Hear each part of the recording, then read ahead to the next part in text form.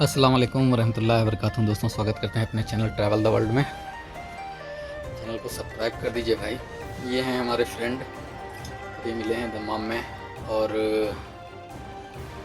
भूख भी लग रही थी क्योंकि रियाद से और दमाम का सफ़र लगभग 7 घंटे का था बस का। तो हालांकि एक जगह रुकी भी थी बस, तो हल्का फुल्का नाश्ता हुआ था, लेकिन कुछ मुझे ठीक नहीं लगा था। ये है चिकन सूप। तो ये बोलने लगे चलिए खाना खाते हैं। खाने का भी टाइम हो रहा था, रात के इस समय लगभग 11 बज रहे हैं और हम लोग डिनर के लिए आए हैं। ये केरला का रेस्टोरेंट है। वैसे गल्फ़ की कंट्रीज़ में आपको केरला और पाकिस्तान और बांग्लादेश ज़्यादातर यही रेस्टोरेंट मिलेंगे। यूपी, महाराष्ट्र या यूँ कह लें कि इंडिया के अदर जो स्टेट हैं बहुत कम वहाँ के लोग बिजनेस में देखने को मिलते हैं। तो काफ़ी अच्छा लगा, थकावट भी हो रही है और दमाम भी बहुत ही अच्छा शहर है। यहाँ पे बस से आ सकते हैं गल्फ़ के रहने वाले, और दमाम एयरपोर्ट भी है, इंटरनेशनल एयरपोर्ट। लोकल तो है ही है, डोमेस्टिक, लेकिन इंटरनेशनल एयरपोर्ट भी है यहाँ पे। और आप लोगों को हम एक बार नहीं कई बार बता चुके हैं कि कभी भी किसी भी कंट्री के वीज़े के लिए अगर आप अप्लाई करें, ख़ास तौर से गल्फ़ के लिए, तो एजेंट लोगों के चक्कर में मत पड़िए। गांव क्षेत्र में और इधर उधर बहुत से लोग जो है घूमते रहते हैं, हम आपको वहाँ भेज देंगे, आपको वहाँ भेज देंगे, इतना पैसा लेंगे, इतना लेंगे, और आप लोग उठा करके पैसा दे देते हैं। ठीक है ना, कर्जे से ला करके, ज़मीन गिरवी रख करके, घर के गहने गिरवी रख करके, कहीं से भी ला करके दे देते हैं। ठीक है, तो इन सब चीज़ों से बचिए। पढ़े लिखे हैं अल्हम्दुलिल्लाह आप लोग, और जागरूक बनिए। ठीक है, तो मेरा कहना यही है कि आप कोई रजिस्टर्ड ऑफिस, जो जेन्युइन ऑफिस जो भी आपको ठीक लगे, जब आप मुंबई, दिल्ली या बड़े शहरों में, लखनऊ जैसे शहरों में आप लोग विज़िट करेंगे, तो कहते हैं ना कि जब हमको जिस चीज़ की खोज होती है जो है मतलब, तो वो मिल ही जाता है।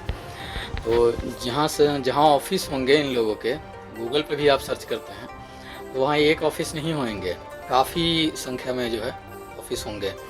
तो आप लोग जो है वहाँ विज़िट कीजिए, और अगर आपको ठीक ठाक लगे, उनसे बातचीत करने का, अपने डॉक्यूमेंट्स उनको दिखाइए और उनके लाइसेंस वगैरह देखिए, उनके भी डॉक्यूमेंट्स आप देखिए, आप फुल तरह सेटिस्फाई हो जाएं। उनके डॉक्यूमेंट्स भी आप वेरीफाई कर सकते हैं। ठीक है, अब उनसे पूछिए रिक्वायरमेंट के बारे में, और अपनी क्वालिफ़िकेशन के हिसाब से आप उनको बताएं और वो रिक्वायरमेंट आपको बताएंगे।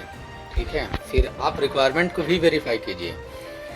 वैसे जब आप उनसे बोलेंगे भाई हमें ये रिक्वायरमेंट, आपकी ये जॉब जो है हमें पसंद है, तो वो आपको वर्क ऑर्डर देंगे। ठीक है, और वर्क ऑर्डर को आप जिस कंट्री का वर्क ऑर्डर होएगा उस कंट्री की वेबसाइट पे जा करके आप वर्क ऑर्डर वेरीफाई कर सकते हैं। उसमें कोई भी शक नहीं है।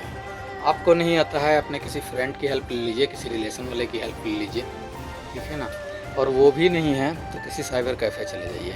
ठीक है, कहने का मतलब ये है मेरा कि आप लोग फंसे ना, क्योंकि कर्जे से कैसे भी इधर उधर करके आप लोग पैसा इकट्ठा करते हैं, और कि हम बाहर चल के कमाएंगे, अच्छा पैसा कमाएंगे।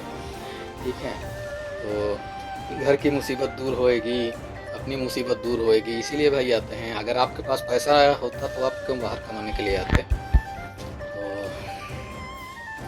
मेरी यही रिक्वेस्ट है आप लोगों से कि आप लोग जागरूक होंगे, और यहाँ आकर के किसी प्रकार से आप लोग फंसे ना ये एजेंटों के चक्कर में। नहीं तो ये ऐसे आपको वर्क ऑर्डर कोई और देंगे, बताएंगे कुछ और, वहाँ पहुँच जाएंगे कुछ और जब आप जेन्युइन ऑफिस से जो है मतलब कांटेक्ट करेंगे, आप वहाँ से वर्क वीज़ा वगैरह लेंगे, तो उनकी रिस्पॉन्सिबिलिटी रहती है, आपको वहीं पे कॉन्ट्रैक्ट पेपर मिलेगा, ठीक है ना। और उनकी रिस्पॉन्सिबिलिटी रहती है कि जब आप यहाँ आएंगे और अगर आपको किसी प्रकार की प्रॉब्लम हुई तो आप अपने ऑफिस, उसी ऑफिस से कांटेक्ट कीजिए।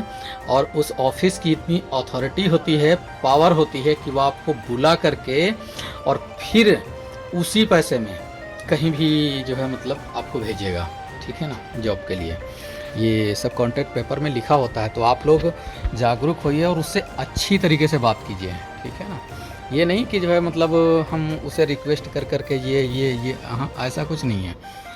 कई ऑफिस होते हैं, हज़ारों ऑफिस होते हैं और सभी जगह वैकेंसियाँ होती हैं, ठीक है। तो अभी हमारा खाना वाना हो गया है और चल रहे हैं घर पे, रेस्ट करते हैं। भी ईशा की नमाज़ भी हमने नहीं पढ़ी है, बाकी सब नमाज़ें तो हमने पढ़ ली थी, बस